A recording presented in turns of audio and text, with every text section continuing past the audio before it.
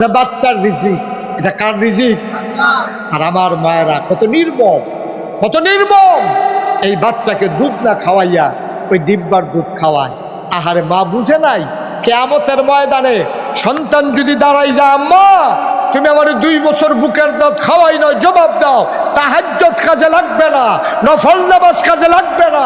মা বাচ্চাকে দুধ খাওয়াইলো না কেন? বাচ্চার আদালতে মা আসামি হয়ে যাবে আল্লাহর দরবারে, ঠিক কিনা বলো? তামাশা শুরু করছেন, মনে করছেন আপনি নামাজ দিয়ে পার হয়ে যাবেন। কত নামাজি দেখবেন ধরা খাইয়ে নিছে, কত রোজাদার দেখবেন গামছা লাগিয়ে নিয়েছে কোমরের ভিতরে, খাইছে ধরা।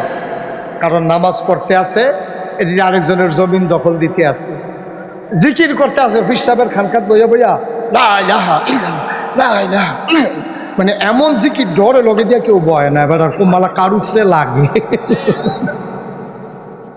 আসেনি এই কারবা,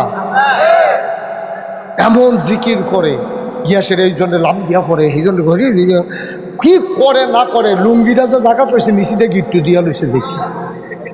সি সি সম্পূর্ণ কোরআন হাদিস বিরোধী, সম্পূর্ণ কোরআন হাদিস বিরোধী, ঠিক কিনা বলো? লাফা লাফি। সেদিন মোবাইলে দেখলাম, আমি আমার দেখার সৌভাগ্য হয়েছে, সুমা হুজুর যে কয়েকজন সুমাইয়া দাড়ি বেড়াইয়া তুললা হেবাড়া বলে ইয়ানাপসি পড়তে আছে। হেবাড়া তুই কি এর লেগেছে জিকিরও আইসলা। আহারে মুসলমান, ইসলামটা একটা তামাশার জিনিস বানাই ফেলছে ভাই, ইসলামটা একটা তামাশার জিনিস। এই জন্য আমি বলছিলাম আশ্চর্য না, বাতাসে বিষ এটা বুঝছেন, গাভীর দুধের ভিতরে চিংড়ি মাছ এটা বুঝেন নাই না? এক লোক যে দুধ কিনতে গেছে, সেটা দুধ কিনে আনছে গাভীর দুধ, আইনা সেটা যখন চুলার ভিতরে বসাইছে চিংড়ি মাছ লাভ দিয়ে উঠছে। এই দুধ যখন একটু গরম হয়েছে চিংড়ি মাছ লাভ দিয়েছে, পরে মহিলা তো খুব ভয় পাইয়া গেছে, দুধের ভিতরে চিংড়ি মাছ, ঘটনা কি? মহিলা ওনার স্বামীরে ডাক দেওয়া কইছে যে আপনি কোথা থেকে দুধ আনছেন, দুধের ভিতরে তো চিংড়ি মাছ লাফায়, দাও দুধ।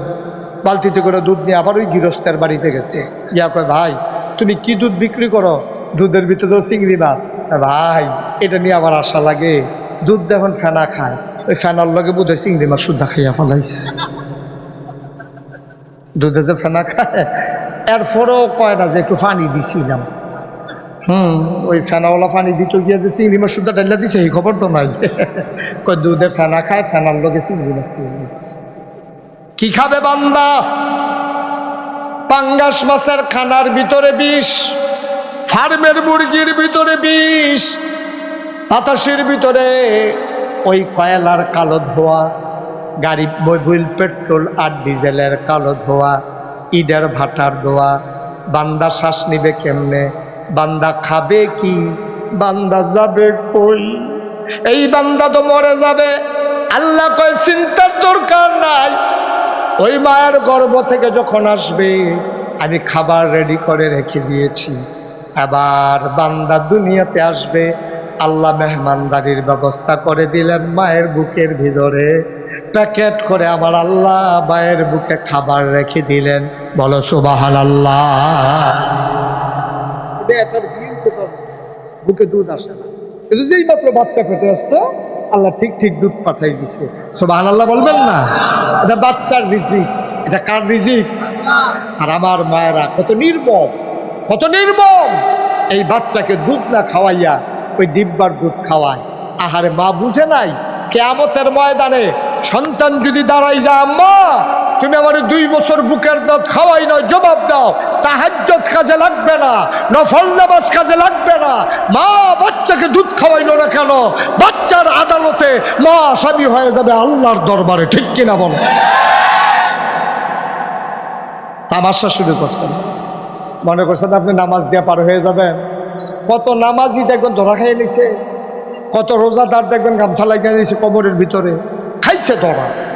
কারণ নামাজ পড়তে আছে, এদিকে আরেকজনের জমিন দখল দিতে আছে, জিকির করতে আছে ফিসাবের খানকাত বইয়া বইয়া লা ইলাহা ইল্লাল্লাহ, লা ইলাহা, মানে এমন জিকির ডরে লগে দিয়ে কেউ বয় না। এবার আর কুমালা কারুসরে লাগে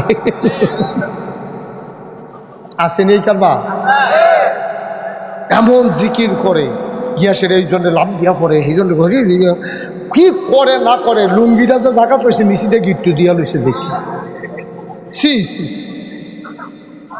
সম্পূর্ণ কোরআন হাদিস বিরোধী, সম্পূর্ণ কোরআন হাদিস বিরোধী, ঠিক কিনা বলো? লাফা লাফি সেদিন মোবাইলে দেখলাম, আমি আমার দেখার সৌভাগ্য হয়েছে, সুমা সুম হুজুর যে কয়েকজন সুমাইয়া দাড়ি বেড়াইয়া তুললা হেবাড়া বুঝো ইয়ানাপসি পড়তে আছে হেবাড়া তুই কি এর লেগেছে জিকিরও আইসলা।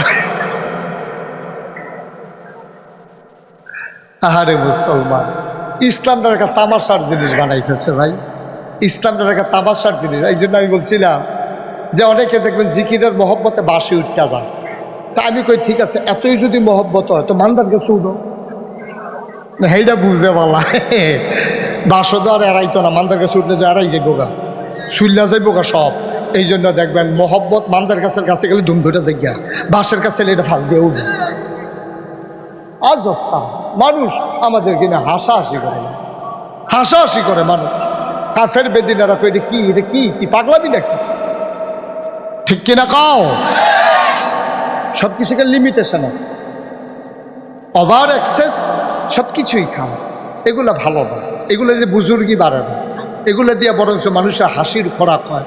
আল্লাহ যেন মাফ করে সবাই কোন আমিন। তখন বাচ্চা খাবে মায়ের বুকের দুধ, সুবহানাল্লাহ বলবেন না?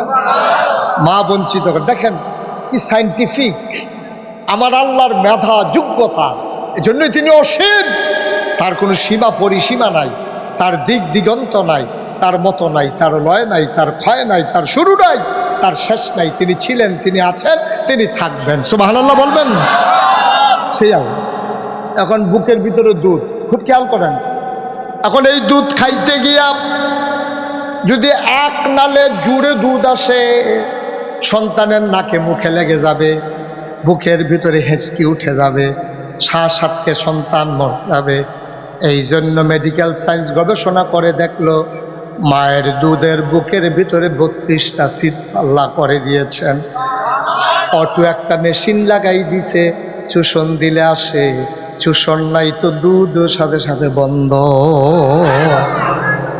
কি মেশিন ফিট করে দিচ্ছেন আল্লাহ, চুষণ দিলে বের হয়। আচ্ছা, চুষণ দিলে যে বের হয়, এমনি যদি 24 ঘন্টা বার হইতো কি অবস্থা হইতো চিন্তা করেন। আল্লাহ তো, তিনি আল্লাহ, তিনি আল্লাহ। চুষণ দিলে দুধ আসে, নাইলে বন্ধ। আল্লাহ কয় দুধের নমুনা দেখছো নাকি? তারা বিজ্ঞান পরীক্ষা করেছে, এই দুধ একবারে গরম না, বাচ্চার মুখ পুড়ে যাবে।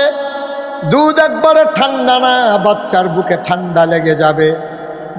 দুধ একবারে মিষ্টি না, আবার একবারে তেঁতুও না, এমন সুষম একটা খাবার।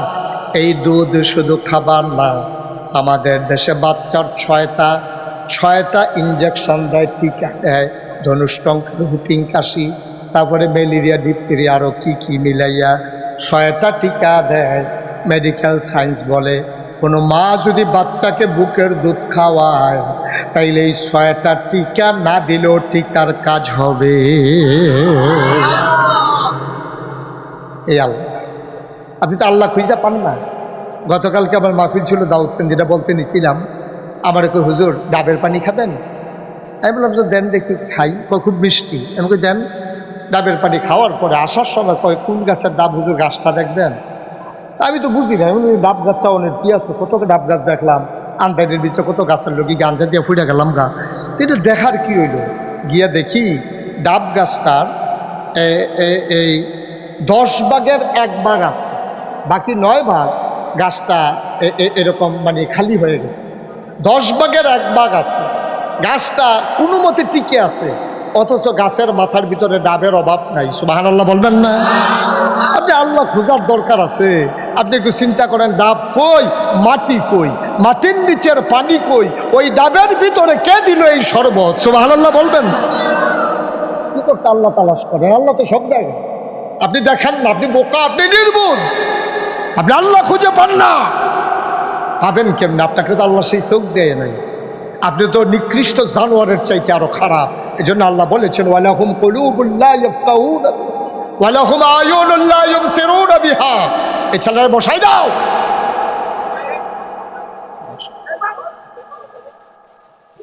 তো ভাইরাল হইতো চাই, আমি আইছি, আমি যাইতে আছি বেড়া হইলি, সিফা দিয়া বইয়া থাক। উডি তো নমুনা দেখতেছ না কি যাইতেছে মাহফিলটার ভিতরে, মার হাবা কয় না, জুড়ে কয় না।